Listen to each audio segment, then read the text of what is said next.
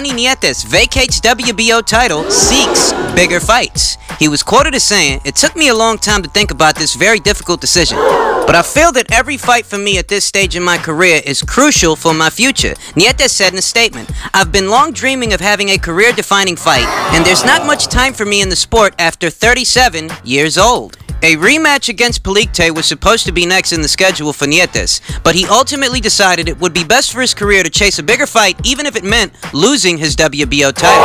Nietes may be looking for fights against other big names at 115 pounds in order to add to his legacy. IBF champion Jerwin Ancajas could be an option, but he has a fight scheduled against Ryuichi Funai of Japan. The other champions are the WBC's Sisraket Sor Rungvisai and the WBA's Khalid Yafai. A big move for Nietes could be jumping up to the bantamweight division and chasing boxers such as Donaire and Naoya Inoue, who hold the super and regular versions of the WBA 118-pound title. Now, Donnie's decision to vacate the WBO title bears some semblance to when James DeGale vacated his IBF title ahead of an order to face Jose Uzcategui.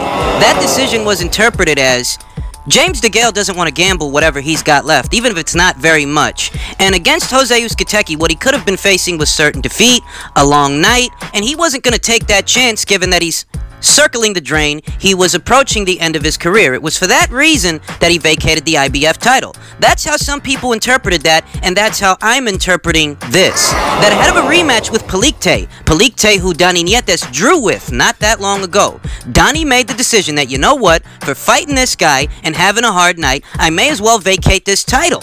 Because he's 37 years old, he doesn't want to spend whatever it is he does have left. He wants to save that. He wants to reserve that for a bigger fight of bigger monetary value. And against Pulev, that's really not what you're getting. You're getting a championship fight, you're getting a hard fight, but what you're not getting is a big payday. So rather than doing what he's got to do to hold on to that WBO title, he's chosen to throw it in the air and see what other fights are out there for him. But therein lies a dilemma, that you really can't say that you're vacating your title to face someone else when the other guys that you would have in mind, they're actually busy right now. Jerwin Ancajas has a fight coming up. Sor Rungvisai, he's got a rematch coming up with Estrada.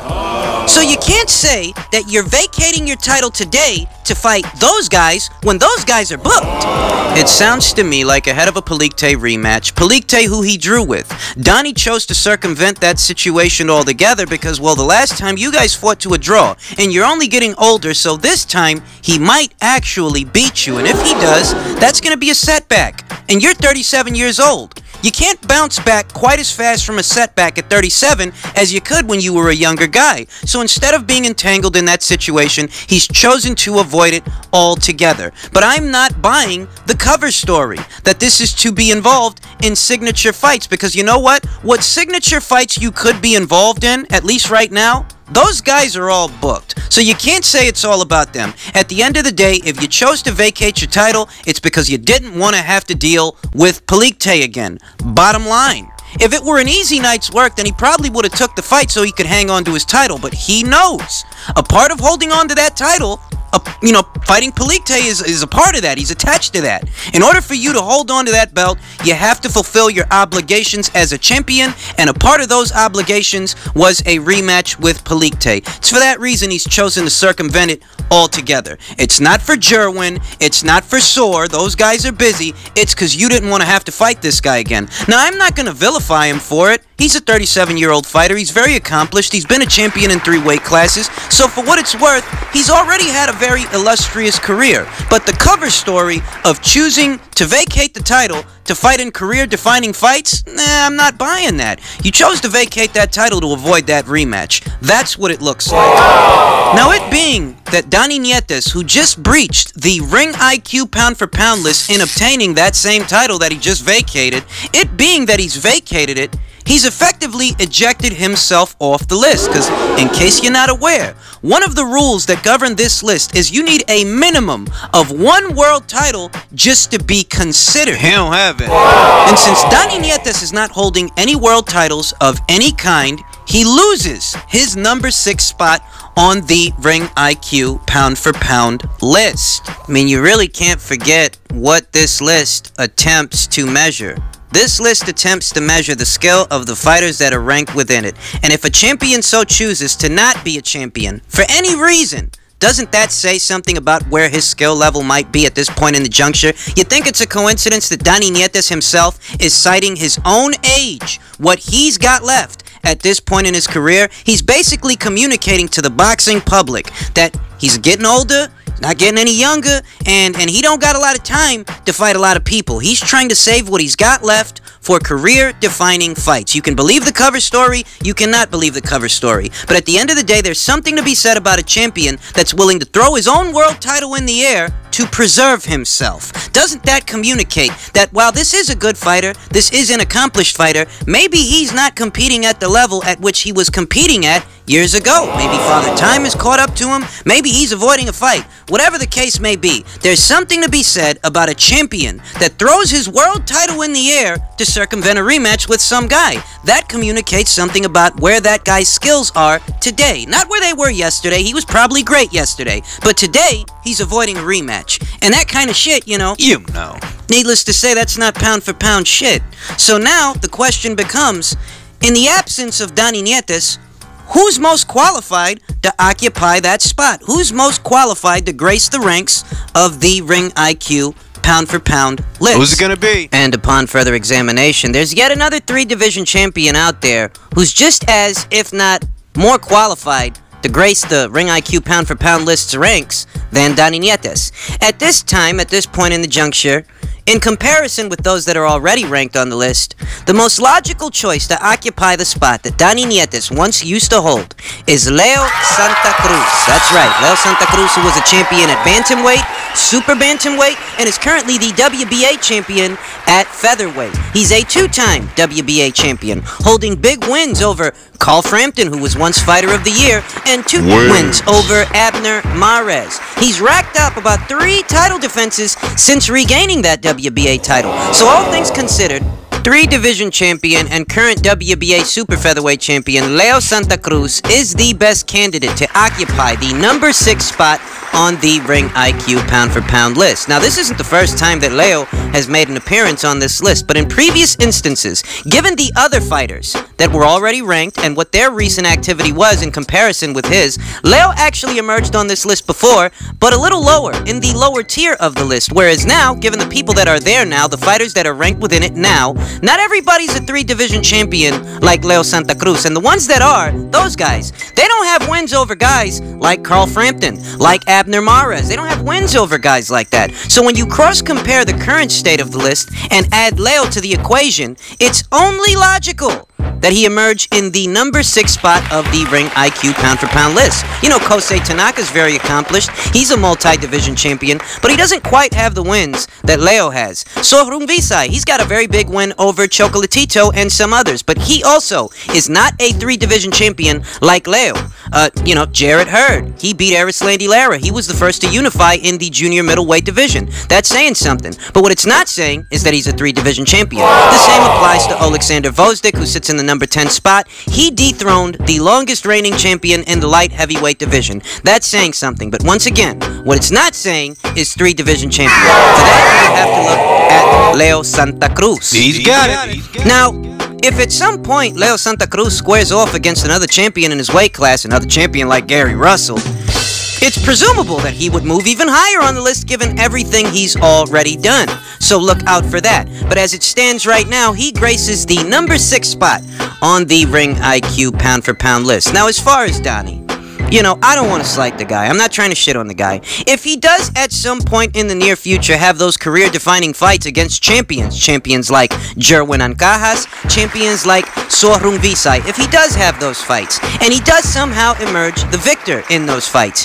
he will be reintegrated into the list given everything he's already done. He'll get a spot. But until that time, you don't get ranked for the fights that you might win. You gotta win the fight in order to receive the accolades. And since Donnie doesn't have any world titles, he does not meet the criteria to be ranked on this list. Moving on.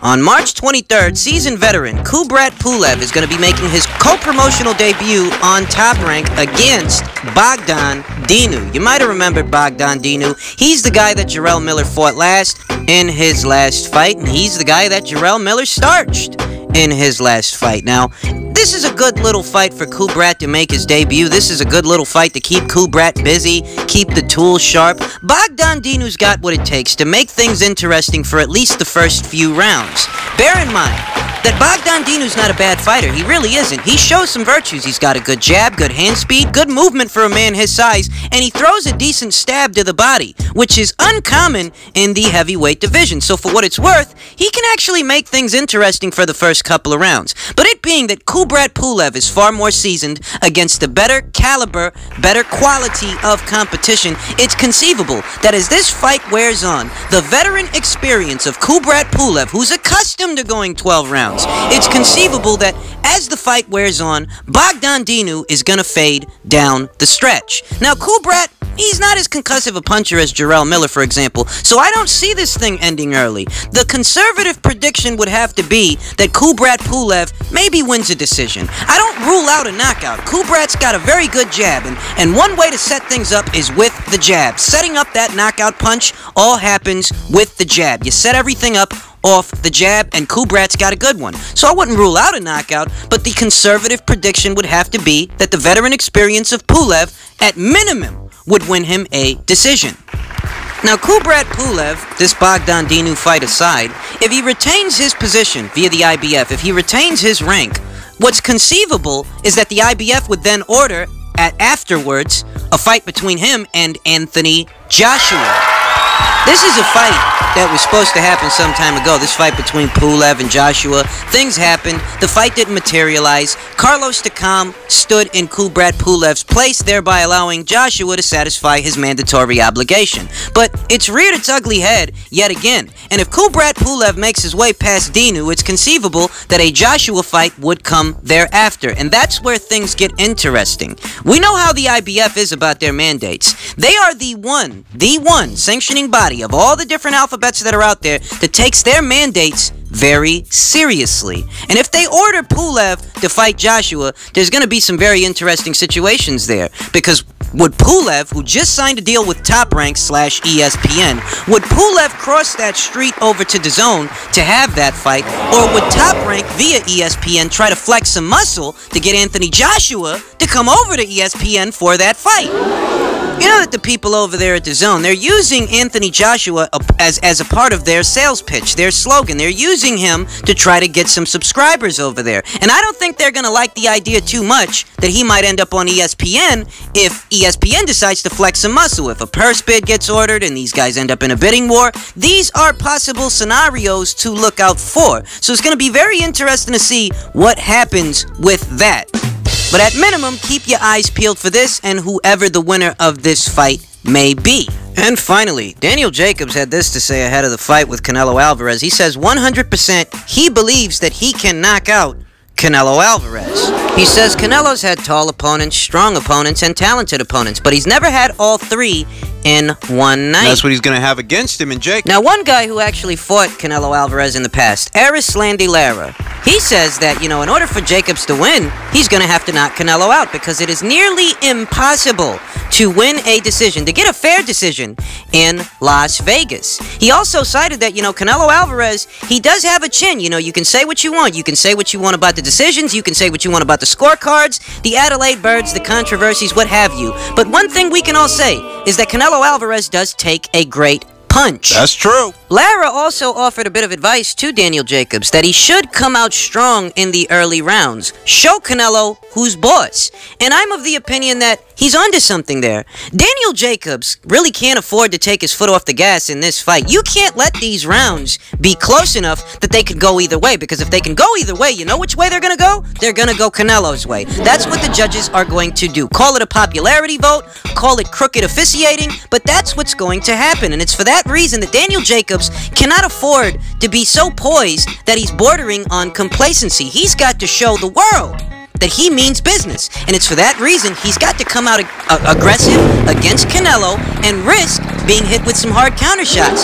Everything is a trade-off. On one end, if you take a complacent approach, you may avoid his power. but at the same time, that might cost you the round. Whereas if you go out there, you get aggressive, you take some chances. You might put Canelo in an uncomfortable position.